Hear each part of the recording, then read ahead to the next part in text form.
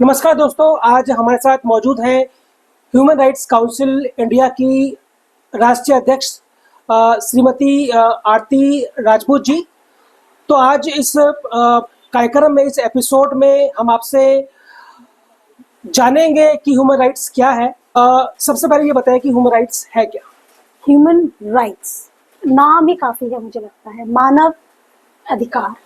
हम मानव के अधिकारों के लिए काम करते हैं और 6 फंडामेंटल राइट्स के बारे में आजकल बच्चा बच्चा जानता है, जो कि हमें आज़ादी से पहले नहीं थे। आज़ादी के बाद भी कई राइट्स के लिए हमने फाइट की है और वो लड़ाई हमने जीती है। जब से हमें हमारा संविधान मिला है उसके बाद हमें एक अधिकार मिल गया है कि ये हमारा राइट्स है।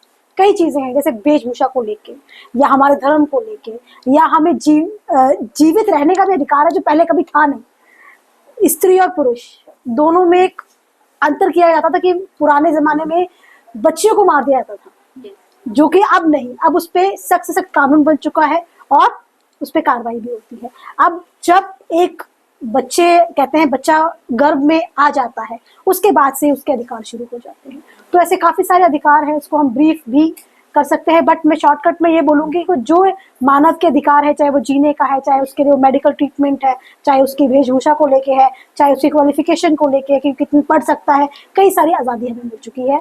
और हमारा देश तो वैसे भी लोकतंत्र देश है, तो हमारे पास अपनी बात रखने की आज़ादी भी है। ये ह्यूमन राइट्स काउंसिल इंडिया की शुरुआत कैसे हुई और कैसे आप इस संगठन से जुड़ी? आपके दिमाग में कब यह आया कि मुझको जो है संगठन से जुड़ना चाहिए?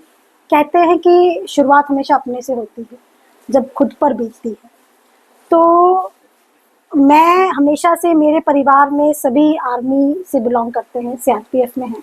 मैं देश हित के लिए कुछ करना चाहती थी। काफ़ी सारे, जब मुझे लगा कि एक समय आ गया है कि अब मुझे देश के लिए भी कुछ करना है, अपने लिए हम करते हैं सेल्फ, चाहे हम वो अर्निंग कर रहे हैं, चाहे हम एजुकेट हो रहे हैं, कुछ भी है। लेकिन एक समय जब आया कि मुझे अब देश के लिए करना है, तो कई लोगों ने कहा पॉलिटिकल पार्टी भी ज्वाइन कर लो, किसी ने कहा ये ज्वाइन कर लो, किसी ने कहा ये ज्वाइन। मैंने काफ़ी कुछ सर्च किया, तो मुझे ये संस्था या ये एक मानव अधिकार, मैं इसमें काफ़ी सारी संस्थाएं काम कर रही है, मैं भी जुड़ी थी पहले किसी संस्था से। आज ये संस्था मेरी खुद की है, मानव अधिकार परिषद भारत। ये मेरी खुद का संगठन है जिसको मैंने खुद बनाया है। आप सबकी सहायता से, हमारे जो लोग हैं, हमारी टीम के जो मेंबर हैं, मैं चुन चुन के उन लोगों को लेके आई हूँ जो जनहित के लिए कुछ करना चाहते हैं, जो जनहित को मैं कहूँगी जागरूक भी करना चाहते हैं। 60% हमारे साथ एडवोकेट जुड़े हैं। ये आपका संगठन किन किन एरियाज में काम कर रहा है और किन किन स्टेट में ये इस वक्त वर्किंग स्टेज में? ऑल ओवर इंडिया में हमारा, अभी हम दिल्ली में बैठे हुए हैं और दिल्ली में हमारे सौरभ भटनागर जी, जो पूरा एनसीआर देखते हैं, उनकी पूरी टीम है और बहुत अच्छा काम कर रहे हैं, जिसमें सेमिनार्स हम लगाते हैं। क्योंकि मेरे संगठन का मेन मोटिव जो एक है एसओपी में, वो है ज्ञान। आजकल आपको कोई ज्ञान नहीं देता, कपड़ा आपको दे जाएगा, राशन आपको दे जाएगा, ज्ञान नहीं देता। और भारत में कहीं ना कहीं इस समय, एक समय था कि एजुकेशन की बात करते थे, ज्ञानी बनो, मतलब आपको एजुकेट होना जरूरी है, क्योंकि ये ऐसा चीज, ऐसा दान है जो हमेशा आपके साथ रहता है। राशन दोगे वो एक समय के बाद खत्म हो जाएगा, कपड़ा दोगे वो एक समय के बाद फट जाएगा, लेकिन अगर आप किसी को ज्ञान देते हो वो हमेशा उसके साथ रहेगा। तो हम इस पे सेमिनार्स लगाते हैं, स्कूल कॉलेजेस में लगाते हैं, घरों में हम लगाते हैं, सोसाइटीज में हम लगाते हैं, जिसका नाम है मानव अधिकार का ज्ञान। हम ये चला रहे हैं। इसके साथ साथ प्रशासन द्वारा कई बार लोगों को परेशान किया जाता है। परेशान इन द सेंस, उनकी सुनवाई नहीं होती, उनके काम नहीं होते।